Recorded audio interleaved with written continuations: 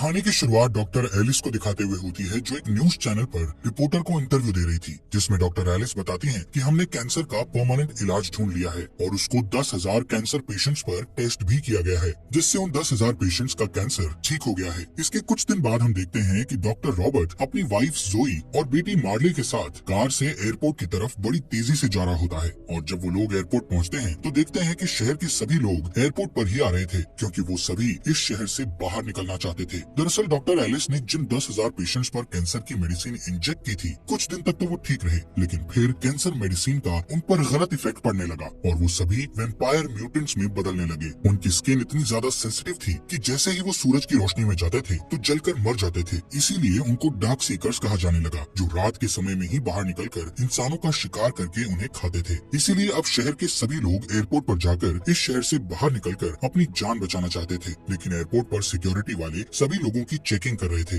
और सिर्फ उसे ही शहर से बाहर जाने दिया जा रहा था जो इन्फेक्टेड नहीं था। जब रॉबर्ट और उसकी फैमिली को चेक किया जाता है तो मिलिट्री वाले देखते हैं कि वो इन्फेक्टेड नहीं है, इसलिए उन्हें वहाँ से आगे जाने दिया जाता है। आगे जाकर मिलिट्री वाले डॉक्टर रॉबर्ट को कहते हैं कि आपको जाने नहीं दिया जाएगा, क्योंकि आपको इस बीमारी का इलाज ढूंढना है। इसलिए जोई और मार्ले को एक हेलीकॉप्टर में बिठा दिया जाता है, लेकिन जब उनका हेलीकॉप्टर टेक ऑफ करता है तभी दूसरी तरफ एक हेलीकॉप्टर पर कुछ डार्क सीकर्स अटैक कर देते हैं, जिस कारण वो हेलीकॉप्टर डिसबैलेंस होकर जोई और मार्ले वाले हेलीकॉप्टर से जाकर क्रैश हो जाता है और वो मारी जाती हैं। ये देखकर रॉबर्ट को एक बहुत बड़ा झटका लगता है, वो बहुत ही ज्यादा दुखी हो जाता है। यहाँ से कहानी 3 साल आगे चली जाती है, जहाँ पर हम देखते हैं कि इस वायरस से पूरी दुनिया में जितने भी लोग थे वो सभी डार्क सीकर्स बन चुके हैं। सिर्फ 1% लोग ही इंसान बचे हैं जो इनसे छिपकर अपनी जिंदगी काट रहे हैं। पूरी दुनिया नर्क से भी बदतर वीरान बन चुकी है। तभी हम डॉक्टर रॉबर्ट को देखते हैं, जो अब तक बचा हुआ था। इस वक्त रॉबर्ट अपनी भूख मिटाने के लिए अपने कुत्ते सैम के साथ कार से एक हिरण का शिकार कर रहा था। काफी मेहनत के बाद आखिरकार वो हिरण एक जगह पर खड़े होकर कुछ खाने लगता है।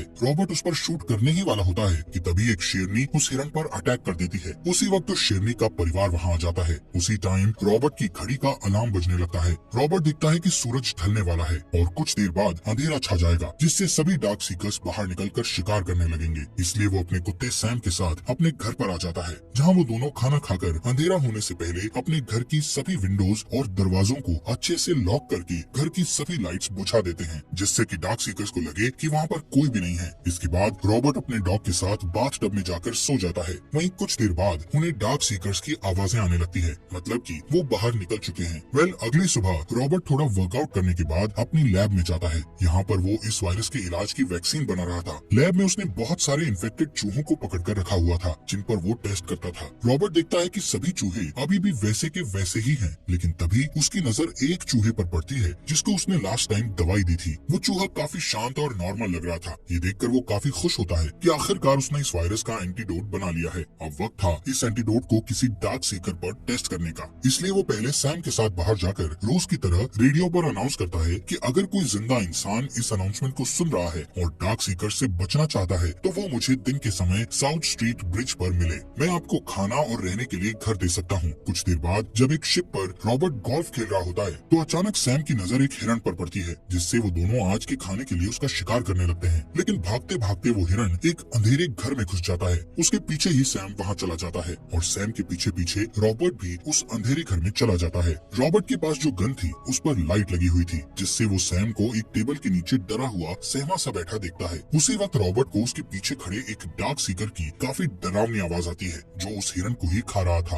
अब जैसे ही वो डार्क सीकर रॉबर्ट पर अटैक करने लगता है, तभी रॉबर्ट उसे गोलियों से भून डालता है और सैम के साथ वहाँ से तेजी से भागने लगता है। लेकिन गोलियों की आवाज से बाकी के डार्क सीकर्स को पता चल गया था, इसलिए वो उनको पकड़ने के लिए उनका पीछा करते हैं। एक डार्क सीकर रॉबर्ट पर कूद भी जाता है, लेकिन तभी रॉबर्ट और सैम एक विंडो से नीचे की तरफ बाहर कूद जाते हैं। बाहर आने पर उन डार्क सीकर्स की बॉडी सूरज की रोशनी से जल जाती है और वो मर जाते हैं। यहाँ पर टूटी हुई विंडो को देखते हुए रॉबर्ट के दिमाग में एक आइडिया आता है, क्योंकि उसे अपने एक्सपेरिमेंट के लिए एक डार्क सीकर की जरूरत थी। इसलिए वो सबसे पहले सैम को कार में ही रुकने के लिए कहकर एक रस्सी का फंदा बनाकर उस अंधेरे कमरे में फेंकता है। कुछ देर बाद एक डार्क सीकर उस फंदे में फंस जाता है, जो काफी चिल्ला रहा होता है। इसलिए रॉबर्ट उस डार्क सीकर पर जोर से अटैक करके उसे बेहोश कर देता है। तभी अंधेरे वाले रूम से एक दूसरा डार्क सीकर खिड़की पर आकर रॉबर्ट पर गुस्से से चिल्लाने लगता है, मानो जैसे वो कह रहा हो कि इसे छोड़ दो। लेकिन रॉबर्ट वहाँ से उस डार्क सीकर को पकड़कर अपनी लैब में ले जाकर उसे वही लेटेस्ट टेस्ट वाली मेडिसिन को उसकी बॉडी में इंजेक्ट करता है।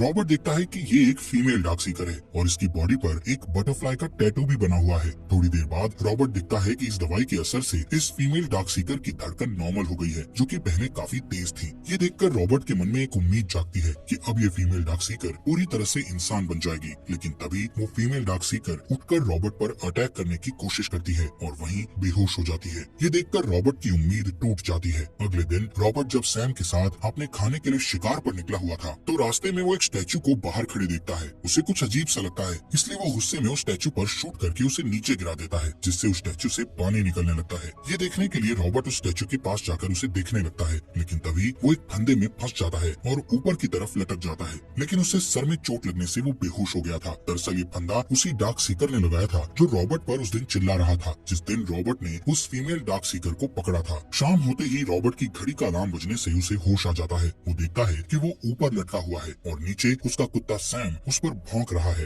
रॉबर्ट ये भी नोटिस करता है कि अब अंधेरा होने वाला है, इसलिए वो जल्दी से अपनी जेब से चाकू निकालकर उस रस्सी को काटकर नीचे गिर जाता है। लेकिन इसी बीच उसका चाकू उसी के पैर में लग जाता है, जिससे उसे बहुत दर्द होता है। तभी उसे सामने अंधेरे में वही डार्क सीकर दिखाई देता है जिसने उसे अपने जाल में फंसाने के लिए ये फंदा लगाया था। उसके साथ उसके 2 म्यूटेंट कुत्ते भी थे जो कि इंतजार कर रहे थे कि कब पूरी तरह से अंधेरा हो। ये देखकर रॉबर्ट घबराकर अपनी कार की तरफ जाने लगता है। कुछ ही देर में जब पूरी तरह से सूरज ढल जाता है तो वो डार्क सीकर अपने कुत्तों को उन पर छोड़ देता है, जिससे वो कुत्ते रॉबर्ट और सैम पर अटैक कर देते हैं। पर रॉबर्ट बड़ी फुर्ती से उन दोनों कुत्तों को शूट करके मार गिराता है। लेकिन इसी दौरान वो देखता है कि एक कुत्ते ने सैम को काट लिया है। रॉबर्ट जल्दी से सैम को अपनी कार से घर ले जाकर उसे मेडिसिन इंजेक्ट करता है, लेकिन अब काफी देर हो चुकी थी। सैम की बॉडी में पूरी तरह से वो वायरस फैल गया था और वो अब एक म्यूटेंट बन चुका था। सैम रॉबर्ट पर अटैक करने लगता है, लेकिन अब मजबूरन रॉबर्ट को अपने प्यारे कुत्ते को बहुत ही भरे दिल से उसका गला घोंटकर मारना पड़ता है। अब रॉबर्ट बहुत दुखी हो गया था क्योंकि इस शहर में रॉबर्ट के सिवाय उसका कोई भी साथी नहीं था। वो बिल्कुल ही अकेला हो गया था और सैम को उसने बचपन से पाला था। रॉबर्ट अब पूरी तरह से अकेला हो गया था। रात को रॉबर्ट अपनी कार उठाकर अपने प्यारे डॉग की मौत का बदला लेने के लिए निकल पड़ता है। जो भी डार्क सीकर उसकी कार के आगे आ रहा था वो उन सबको गुस्से में उड़ा रहा था। लेकिन तभी उसकी कार का एक्सीडेंट हो जाने से वो बुरी तरह से जख्मी हो जाता है और कार में फंस जाता है। तभी जिस डार्क सीकर ने उन पर कुत्ते छोड़े थे वो वहाँ पर आकर रॉबर्ट को मारने ही वाला होता है कि अचानक एक तेज रोशनी वहाँ पड़ती है, जिससे सभी डार्क सीकर वहाँ से भाग जाते हैं और रॉबर्ट बच जाता है। रॉबर्ट के पास एक लड़की आकर पूछती है कि आप कहाँ रहते हैं। रॉबर्ट बड़ी मुश्किल से अपने घर का एड्रेस बताता है। सुबह जब रॉबर्ट की आंख खुलती है तो उसे अपने घर के किचन में कुछ आवाज सुनाई देती है। वहाँ पर जाने पर वो एक लड़की और उसके बच्चे को देखता है जो उसे बताती है कि हमने रेडियो पर आपकी अनाउंसमेंट सुनी थी, इसलिए कल हम पूरा दिन आपका ब्रिज पर इंतजार करते रहे और आप आए ही नहीं। लेकिन रात को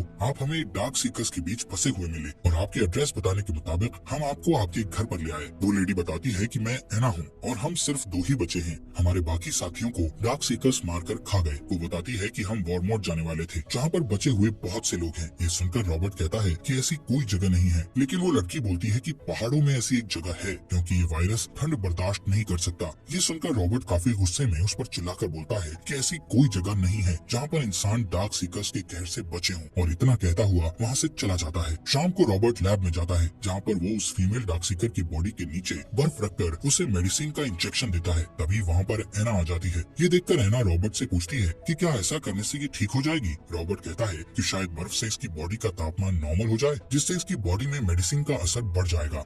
रात होते ही रॉबर्ट अपने घर की सभी विंडोज और डोर्स को लॉक कर देता है, लेकिन तभी उसे अपने घर के आसपास काफी सारे डार्क सीकर्स की आवाजें आने लगती है। वो एना से पूछता है कि तुम मुझे किस टाइम पर घर लेकर आई थी। एना बताती है कि सुबह होने ही वाली थी। ये सुनकर रॉबर्ट कहता है कि उन्होंने हमें ढूंढ लिया और वो हमारे घर की तरफ ही आ रहे हैं हमें खत्म करने। लेकिन रॉबर्ट ने उनसे निपटने के लिए पहले से ही अपने घर के आसपास बॉम्ब सेटअप किए होते हैं, जिन्हें वो एक एक करके ब्लास्ट कर देता है, जिससे काफी सारे डार्क सीकर्स मारे जाते हैं। लेकिन तादाद में ज्यादा होने की वजह से काफी सारे डार्क सीकर्स घर के अंदर घुसकर उन पर अटैक करने लगते हैं। रॉबर्ट भी उन्हें शूट कर रहा होता है, लेकिन वो अपनी जान बचाने के लिए लैब में चले जाते हैं। लैब में वो देखते हैं कि उस फीमेल डार्क सीकर पर उस मेडिसिन का असर होने लग गया था। वो ठीक हो रही थी, यानी उन्हें इस वायरस का क्योर मिल गया था। लेकिन तभी लैब में बहुत सारे डार्क सीकर्स तेजी से आने लगते हैं। ये देखकर रॉबर्ट जल्दी से लैब का बुलेट प्रूफ दरवाजा बंद कर देता है। रॉबर्ट उन सबको जोर जोर से चिल्लाकर बोलता है कि मैंने इलाज ढूंढ लिया है और मैं तुम सबको ठीक कर सकता हूँ। उसी वक्त वहाँ पर उन सब डार्क सीकर्स का बॉस आ जाता है और गुस्से में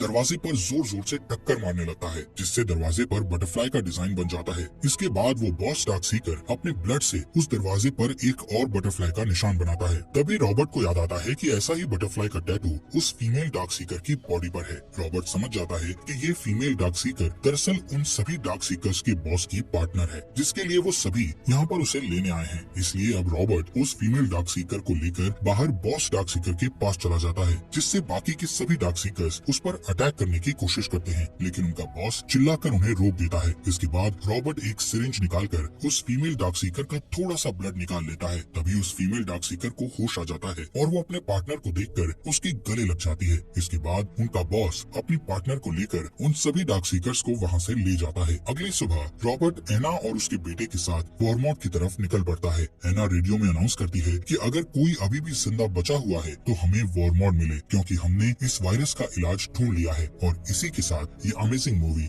यहीं पर खत्म हो जाती है।